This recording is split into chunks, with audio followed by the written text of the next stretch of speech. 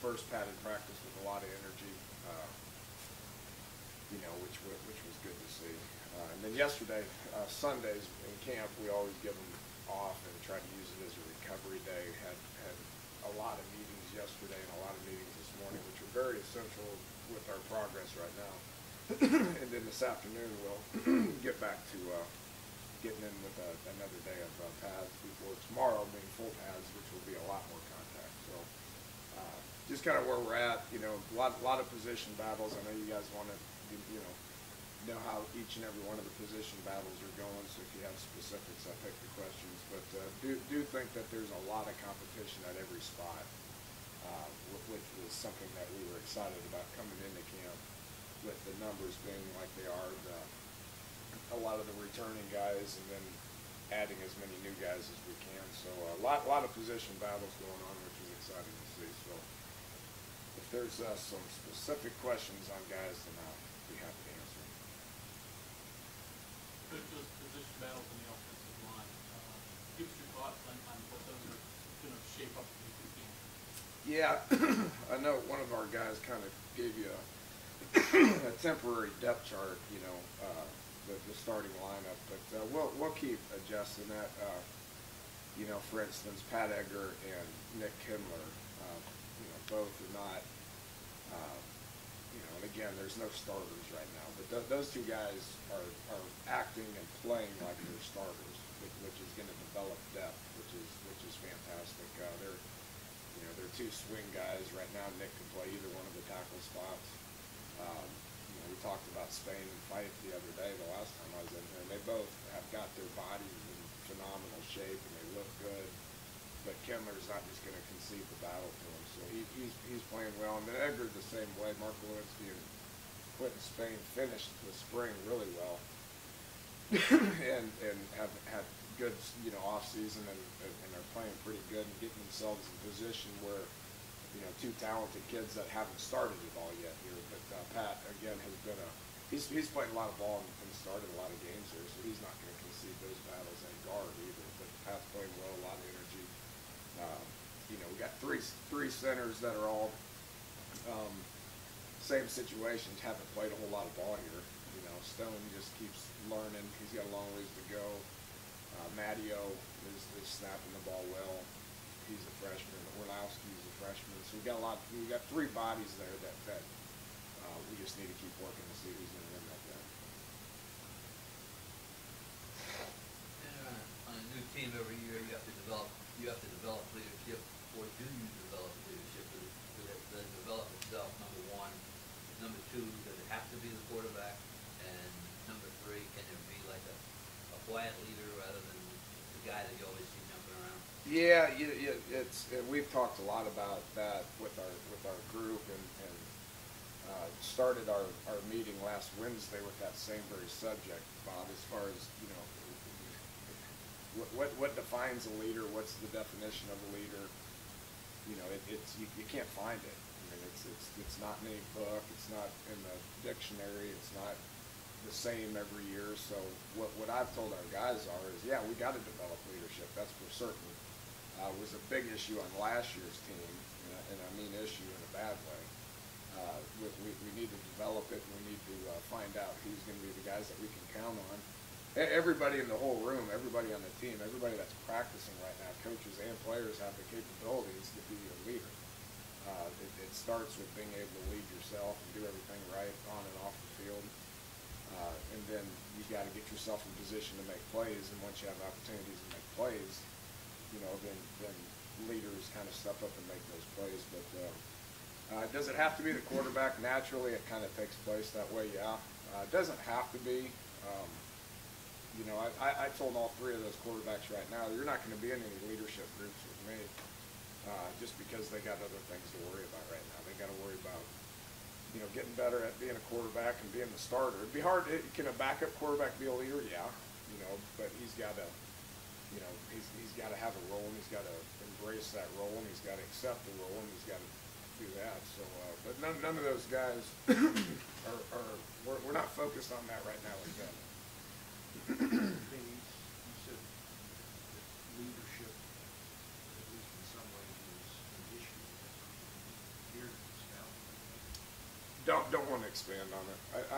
I've said for a while that we're not going to talk about 2012. I mean, we have lessons that we could take from 2012 that we've, you know, we've talked with that with our team. I'm not going to go into detail on that, but there are some examples that happen throughout the course of the year on a variety of people that we could take those lessons, and we don't want to see that happen this year. 3 days in, you've been able to install your offense. I mean, at least the first pass through. How did it look so far, and the kinks you guys are working out, I guess? Yeah, it did look good. We got through it. You know, I'm happy with the communication on the 3 days. You know, and talking with Keith, same thing on defense. You know, we're happy with the communication. We're happy with the attentiveness. Right now, we're playing as many as 3 to 4 people per position. You know, we got a lot of bodies, and it obviously has to get, you know, that has to get narrowed down to a 2 deep, and then it has to get narrowed down to your starters and so on and so forth. And obviously, we're not in a position to be able to do that. So much like spring ball, even more so than spring ball, you're playing a lot of guys right now that are not going to play in the game, just because we're trying to develop that depth chart. We'll get through it 3 more times. We'll go today, tomorrow, and Wednesday. We'll get through it for 3 more times without even doing any live settings. And I explained this about the quarterbacks the other day, that, you know, we're just evaluating them running plays. You know, do they know how to communicate? Do they know what to do? And not just the quarterbacks, but all the other position battles as well. You know, getting them in positions to be able to just know what to do. And then when you put them in live settings, that's when you make decisions. So we'll get through it 3 more times before we feel like we can call plays and move the ball, you know, situationally, both offensively and defensively. Does competition build depth, or does it separate the guys on the 2 deep from everybody else? Both, for sure. You know, we're fortunate to have a bunch of bodies right now, and we like where we're at right there. Then you develop a 2 deep and let them fight it out, and that does raise their game. For sure it does. The massive story of the entire season, the guys are going to be ejected week in and week out. The list is just going to be there every week. Or do you think that it kind of happens in the beginning, people kind of see how they call it, and that doesn't become that big of a story? What do you think? What side do you think that goes? I don't think it'll be as big a deal as what people are making it out to be right now. I mean, much like the celebration was last year, or 2 years ago, much like the helmet rule last year. Is it going to happen? Yeah, it's going to happen, but in the grand scheme of things, it's probably going to happen minimal. If it happens to a guy that is not a high-profile guy like Carl Joseph, then probably won't make that big of a deal about it. But if it happens in game 1 in the second half against William & Mary, and they call it and they eject him, and he's not playing against Oklahoma in the first half, then people can make a pretty big deal about it. So the chances of that happening, I think, are probably minimal if we do our job and we can, get them to understand the rule and teach them the proper technique and what the consequences are going to be and all that stuff. So we're going to do our best to educate them and see what happens. I don't think it's going to be something that we talk about much throughout the year. Do you think it's a good addition to college football? I'm tired of talking about it. I know that. I mean, it was a huge topic in the Big 12 days. It's been a topic here. We're going to talk about it again this afternoon with them, but I'm tired of talking about it, because if we talk about it so much and we focus on it so much and we curb their aggression, then I'm not going to be very happy. It's football, right? It's supposed to be aggression. It's supposed to be big hits and stuff like that. I mean, that's kind of one thing that's great about the game. I think everybody would agree about that. But for safety reasons, I understand why the rule's out there. We need to try to make sure we get guys that are not leaving their feet and trying to spear people in the head. One thing Shannon had talked about when he was out the other day was making the rooms uncomfortable for guys. How important is that, especially at this stage, to make sure that no one feels that they've really cut their feet under them? Yeah, which is why there's no depth chart, which is why we brought in a whole bunch of guys, and we're trying to get competitive rooms. You take that running back room. I mean, we got 4 guys in there that have started college football games. Yeah, so I mean that's just the way we want it. You know, we got the more guys that can step up and become competitive and get better because of it. Is, you know, we're going to be better off as a whole if that happens. How much better you depth wise than the safety?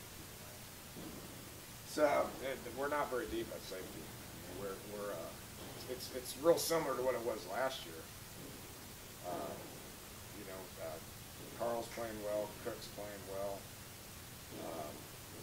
You know, other than that, who do we have last year? We had KJ Dillon, we had Cecil Lovell, I think. I mean, it was kind of the 4 guys that we had there. You know, looking at it this year, we got Cook and Dillon and Carl Joseph, and then you got young guys.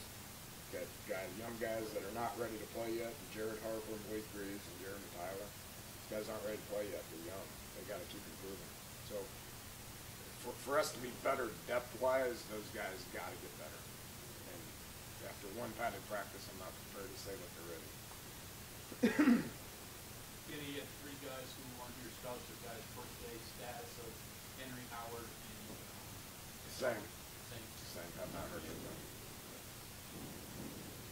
Another thing Shannon talked about was maybe doing more team at the end, because the depth, because all the different guys you're working out. Is that something you're finding that you are kind of doing more reps there to get those guys in because you have so many of them? Yeah. The closer you get to games, you want to narrow down practice to save their legs and get them fresh. I mean, you obviously don't want to take so much reps that we're dead-legged come game week. That's obviously a mistake, but we're